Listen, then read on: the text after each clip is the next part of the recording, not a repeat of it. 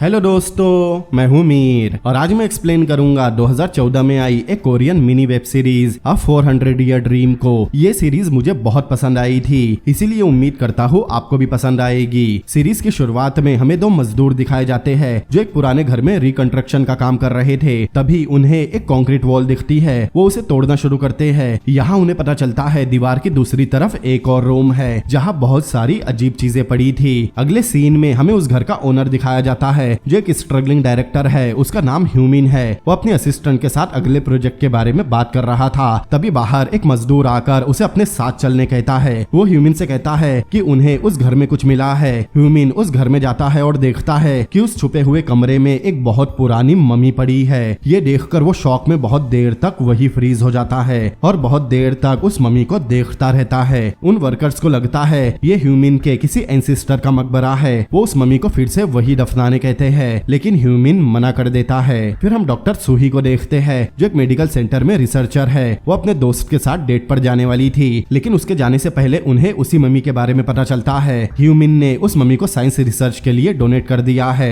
ये उनके लिए एक अपॉर्चुनिटी थी। अब सूही मम्मी देखने के लिए अपनी डेट कैंसिल कर देती है। जब वो ह्यूमिन से पहली बार मिलती है उसे ऐसा लगता है जैसे वो उसे पहले से जानती हो। फिर मम्मी के सामान को ध्यान से साफ किया जाता है और रिसर्च के लिए कलेक्ट किया जाता है। उस मम्मी के कपड़ों से पता चलता है कि वो एक लड़की की मम्मी है। सूही को पास आने पर उस मम्मी से कुछ कनेक्शन फील होता है जिसे वो समझा नहीं सकती। उसे देखकर सूही की आंखें नम हो जाती है। तभी अचानक मम्मी की आंखों से भी आंसू बहने लगते हैं। ये देखकर सूही शॉक रह जाती है, लेकिन उसे पता चलता है कि छत से पानी टपक रहा है। उस रात सूही को सपना आता है कि कोई आदमी उसके शोल्डर पर फ्लावर का टैटू बना रहा है। उसे यही सपना कई सालों से आ रहा है, लेकिन वो कभी उस आदमी का चेहरा देख नहीं पाई। ये बात बहुत अजीब थी कि जब भी वो अपने सपने में उस टैटू को बनता हुआ देखती थी तब उसके कंधे पर फूल जैसा निशान आ जाता था। हर सपने के साथ वो निशान और गहरा होता जा रहा था। उसे समझ नहीं आ रहा था वो क्या है और क्यों है। यहाँ तक कि वो डर्मेटोलॉजिस्ट के पास भी चेक करवाने जाती है, लेकिन उस डॉक्टर के पास भी इसका कोई जवाब नहीं था। अगले दिन ह्यूमिन के डैड डोकी उसी पुराने घर में आते हैं। उन्हें पता चलता है कि ह्यूमिन ने उस मम्मी को डोनेट कर दिया है। वो ह्यूमिन से नाराज होते हैं क्योंकि उन्हें लगता है कि वो उनके एंसेस्टर की मम्मी है और ह्यूमिन को उसे डोनेट नहीं करना चाहिए था। इसके अलावा ह्यूमिन प्लानिंग कर रहा था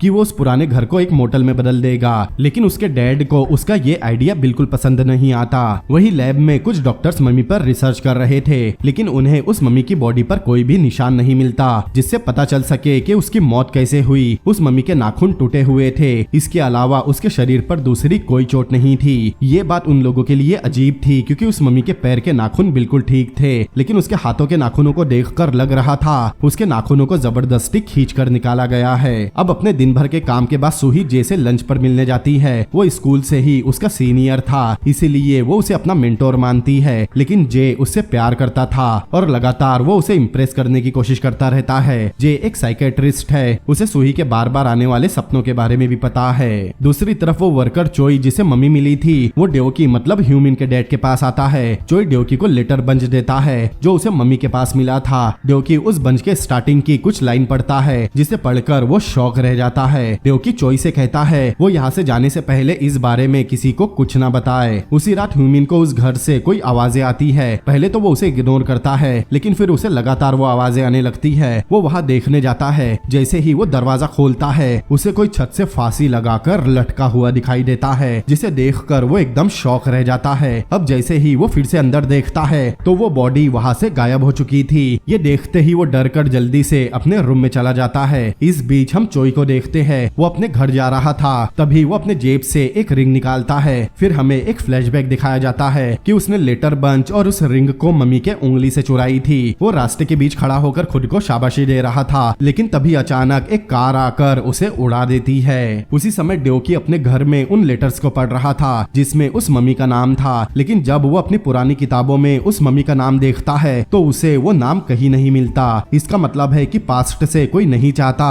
कि उस मम्मी का नाम उनकी फैमिली से जोड़ा जाए। अगले दिन ड्योकी अपने किसी पुराने रिस्पेक्टेड एंसेस्टर के पास जाता है। वो भी उस लेटर को पढ़कर काफी शॉक थे। वो नहीं चाहते थे कि ये सच सबके सामने आए। अगर सच सामने आ गया तो उनके परिवार की बदनामी हो जाएगी, इसीलिए वो डिसाइड करते हैं वो उस लेटर बंच को सीक्रेट ही रखेंगे। अगले सीन में हम देखते हैं लैब में कुछ टेस्ट के रिजल्ट आते हैं। डॉक्टर को पता चलता है कि वो मम्मी एक लड़की की है और वो 20 साल की उम्र में ही मर गई। गई, मतलब बहुत कम उम्र में। उन्हें लगता है उसे किसी ने किडनैप करके मरने के लिए रूम में बंद कर दिया होगा, लेकिन सूही को लगता है इसके पीछे कोई और कहानी हो सकती है। कुछ देर बाद ड्योकी लैब में जाता है और डॉक्टर से रिसर्च रोकने की रिक्वेस्ट करता है। वो डॉक्टर से उस मम्मी को वापस देने कहता है, क्योंकि इससे डॉक्टर को सच पता चल जाएगा। जैसे ही सूही को इस बात का पता चलता है, वो सीधे ह्यूमिन के पास जाती है और उससे रिक्वेस्ट करती है कि उसे कुछ टाइम और चाहिए ताकि वो लैब में उस मम्मी पर अच्छे से रिसर्च कर सके। सूही उससे प्रॉमिस करती है कि वो जल्द से जल्द अपना काम खत्म करके उन्हें वो मम्मी वापस दे देगी। वो ह्यूमिन और उसकी असिस्टेंट हाना से भी दोस्ती कर लेती है।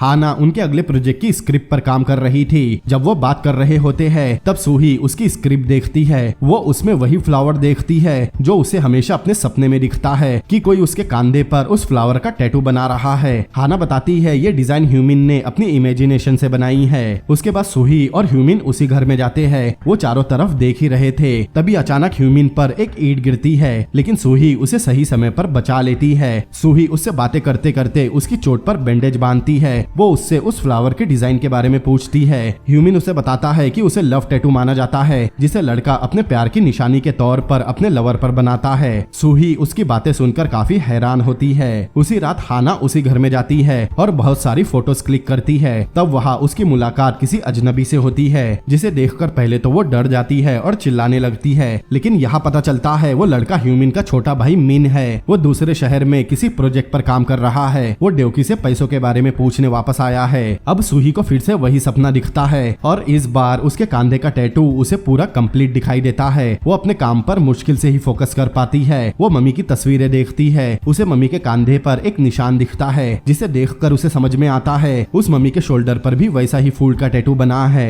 यहाँ सूही हर उस चीज के बारे में सोचती है जो वो अपने सपने के बारे में जानती है। उस टैटू की इन्वेस्टिगेशन करने एक एंशिएंट आर्टिफैक्ट में जाती है, जहाँ उस मम्मी का सारा सामान डोनेट किया गया था कि उन्हें बस एक पेन और इंक मिली, उसके साथ कोई लेटर या डायरी नहीं मिली। सूही देखने के लिए वहाँ वापस जाती है। उसे लगता है कि उसे कोई लेटर या डायरी मिल जाए, लेकिन उसके बजाय उसे दीवार पर स्क्रैचेस के निशान दिखाई देते हैं, जिससे उसे पता चलता है कि वो नाखूनों से खुरचने के निशान उस मम्मी के ही है, क्योंकि उसके नाखून टूटे हुए थे। अचानक वो खुद को पुराने जमाने के कपड़ों में और परेशानी की हालत में दीवार को खुरचते हुए देखती है। ये सब उसे इतना सच्चा लग रहा था जैसे वो अपने पास्ट में वापस आ गई हो। तभी उसे ह्यूमिन आवाज देता है। तब उसे समझ में आता है वो सपना देख रही थी। अगले दिन ह्यूमिन उस मम्मी की तस्वीरें लेने लैब में आता है। सूही उसे काम करता हुआ आईने में देखती है। उसे याद आता है ये चेहरा उसे अपने सपने में आता है। उसके सपने में आने वाला वो आदमी और कोई नहीं बल्कि ह्यूमिन ही है। जब वो काम कर रहा था, तब अचानक एक लाइट स्टैंड ह्यूमिन पर गिर जाता है, लेकिन सूही उसे दूसरी बार बचा लेती है। कुछ देर बाद सूही उसे अपने सपने के बारे में बताती है और उससे पूछती है कि क्या उससे मिलने से पहले उसने उसे पहले कहीं देखा था। ह्यूमिन पहले तो उससे माफी मांगता है, क्योंकि उसने सूही में ऐसा कभी कुछ नहीं देखा जिससे उसे कुछ रियलाइज हो। तभी वहाँ जे आता है, जिससे दोनों की बातें रुक जाती है। उन दोनों को एक साथ टाइम स्पेंड करता देख जे को जलन होने लगती है, इसीलिए वो सूही को अपने साथ ले जाता है। अगले सीन में ह्यूमिन को फिर से वही आवाजें आने लगती है। अब जैसे ही वो अंदर जाकर देखता है, उसे फिर से कोई छत से लटका हुआ दिखाई देता है, जिसे देखकर वो डर जाता है। फिर वो एक साइकेट्रिस्ट को अपनी प्रॉब्लम बताता है। उसके निकलते ही जे उसे हॉस्पिटल में देख लेता है। ह्यूमिन के बारे में जानने के लिए जे उस डॉक्टर से ह्यूमिन को अपने पास ट्रांसफर करने कहता है, क्योंकि जे भी एक साइकेट्रिस्ट है। जे ह्यूमिन के साथ एक मीटिंग करता है। वो ह्यूमिन को हिप्नोटाइज करता है ताकि पता लगा सके उसे बचपन में कोई सदमा तो नहीं लगा था। हिप्नोसिस के दौरान ह्यूमन किसी को दरवाजा खोलने की कोशिश करते हुए देखता है, लेकिन अचानक वो जाग जाता है। जे उसे बताता है एक्चुअल में जे उससे झूठ बोलता है और कुछ नहीं बताता। वो नहीं चाहता था कि ह्यूमिन और सूही अपने सपनों की तह तक जाए। अब सूही को खुद पर शक होने लगता है कि वो और मम्मी एक ही है। अब ये पता लगाने के लिए वो अपने बालों का एक सैंपल लैब में देती है और मम्मी के डीएनए से मैच करने कहती है। यहाँ पता चलता है कि दोनों का डीएनए सेम है। ये जानकर सूही चौंक जाती है। उसे समझ नहीं आता वो क्या करे। वो फिर से उसी बांध में जाती है। वहाँ ह्यूमिन पहले से था। जब ह्यूमिन उसे आवाज देता है, तब अचानक ऐसा लगता है सूही को किसी ने पोजेस कर लिया है। तब वो ह्यूमिन पर हमला करके उसका गला घोटने लगती है। तभी वहाँ ड्योकी आता है और ह्यूमिन को बचा लेता है। होश में आने पर सूही ह्यूमिन से माफी मांगती है। उसे खुद पर यकीन नहीं होता कि उसने क्या किया। अब अगले दिन फिर से दोनों मिलते हैं। सूही उससे फिर से माफी मांगती है। सूही बताती है कि उसने उसका गला नहीं दबाया, लेकिन उसे पता नहीं था वो ये साबित कैसे करे। अब इस बात की तह तक जाने दोनों चोई के पास जाते हैं। वो एक हफ्ते पहले हुए अपने एक्सीडेंट से उबरते हुए अपनी बीमार वाइफ की देखभाल कर रहा है। दोनों उससे मम्मी के बारे में पूछते हैं, लेकिन वो लेटर के बारे में कुछ नहीं बताता, लेकिन वो उन्हें रिंग वापस दे देता है जो उसने मम्मी की उंगली से चुराई थी। चोई कहता है इस रिंग से उसके घर में काफी आफत आ गई है, इसीलिए वो ये रिंग वापस दे रहा है। बाद में ह्यूमिन अपने पिता को वो रिंग वापस लौटाते हुए उन्हें चोई के परिवार के बारे में बता रहा था। ह्यूमिन के पिता मानते हैं कि ये रिंग मुसीबतें लाती है। फिर वो अपने एंसिस्टर की कब्र पर जाकर उन्हें खाना खिलाता है और उनके परिवार के सक्सेस और खुशी के लिए प्रे करता है। ह्यूमिन को बाद में पता चलता है कि वो जिस कब्र के लिए प्रे कर रहे हैं वो उनकी 15वीं पीढ़ी के एंसिस्टर की है। रिचुअल के बाद ड्योकी उन लेटर को छुपाने की कोशिश करता है, लेकिन अचानक उन पर एक शेल्फ गिर जाता है जिससे उनके हाथ में चोट लग जाती है। ह्यूमिन को लगता है ये उसी रिंग की बदवा है जो इस कहानी को और क्यूरियस बना रही है। अब सूही और ह्यूमिन दोनों उसके एंसिस्टर के पास जाते हैं जिन्होंने कुछ समय पहले ड्योकी को वो लेटर छुपाने की सलाह दी थी, लेकिन वो ऐसे रिएक्ट करते हैं जैसे उन्हें लेटर के बारे में कुछ पता ही नहीं और उन्हें वहाँ से जाने कहते हैं। अब सूही से छुटकारा पाने ड्योकी उस रात सूही के पीछे कुछ गुंडे भेजता है। वो उनसे पीछा छुड़ाकर भागती है।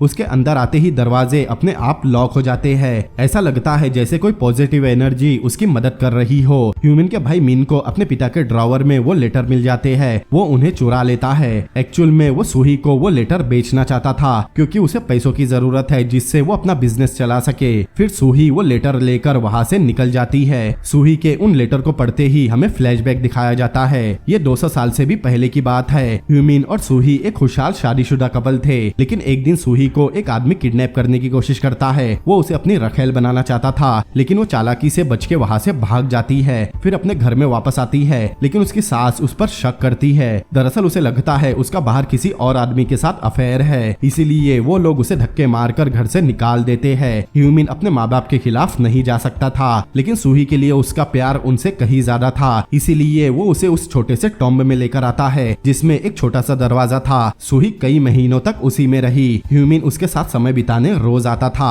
हालांकि सूही ने अपनी आजादी खो दी थी, लेकिन ह्यूमिन का प्यार ही उसके लिए काफी था। यहाँ तक कि वो उसके कंधे पर एक फ्लावर का टैटू भी बनाता है ताकि वो कभी मुरझाए या मिटे ना और उसे हमेशा उसकी याद दिलाता रहे। लेकिन एक दिन सूही को पता चलता है ह्यूमिन ने अपने माँ बाप के कहने पर जबरदस्ती दूसरी शादी कर ली। वो अपनी शादी की रात सूही के पास आता है और हर दिन उससे प्यार करने का वादा करते हुए माफी मांगता है। लेकिन एक दिन टॉम्ब के दरवाजे को कंक्रीट से सील किया जा रहा था और उसे सील करने वाला और कोई नहीं बल्कि खुद ह्यूमिन था। सूही बहुत रोई और उसे रोकने के लिए भीख मांगी। उसने दीवार तोड़ने की कोशिश करते हुए अपने सभी नाखून भी तोड़ लिए, लेकिन ह्यूमिन कभी नहीं लौटा और मरने के लिए उसे वही छोड़ दिया। सूही ने अपने पति के गलत कामों के बारे में सब कुछ पेपर बंच में लिखा और उस धोखेबाज को कभी भी माफ ना करने की कसम खाई। उसने रोते हुए अपनी कहानी लिखी। अब ये पढ़ने के बाद कार में बैठी सूही भी रोने लगती है। अगली सुबह सूही ह्यूमिन को कॉल करके टॉम्ब में ना जाने के लिए वार्न करती है क्योंकि वहाँ उसकी जान खतरे में है और वो भी उससे मिलने से मना कर देती है। अब ह्यूमिन कार चलाते हुए उस मम्मी की फोटो देख रहा था। उसमें उसे सूही का चेहरा नजर आता है जिसे देखकर वो शॉक हो जाता है। अगले सीन में हम देखते हैं ड्योकी उस मम्मी को खत्म करने के इरादे से लैब में जाता है। तब वहाँ सूही भी आती है। वो मम्मी पर हमला करने की कोशिश करता है, लेकिन हम देखते हैं उसका हाथ कोई कंट्रोल कर रहा है। फिर वो उस चाकू को अपने ही सीने में मार लेता है, लेकिन उसके अटेम्प्ट टू मर्डर के इल्जाम में सूही को अरेस्ट कर लिया जाता है। लेकिन पुलिस को सीसीटीवी फुटेज के जरिए सच्चाई पता चल जाती है। रिहा होने के बाद सूही ड्योकी के पास लेटर रखकर ह्यूमिन के जिंदगी से हमेशा के लिए दूर जाने का फैसला करती है। कुछ देर बाद हॉस्पिटल में ह्यूमिन आता है जहाँ उसे वो लेटर मिलते हैं जिसे पढ़ने के बाद उसे सारी सच्चाई पता चल जाती है। लेटर पढ़ने से उसे सब कुछ याद आ जाता है। उसे याद आता है छत से लटका हुआ आदमी जो उसे बार बार दिखाई देता है वो और कोई नहीं बल्कि वो खुद ही है।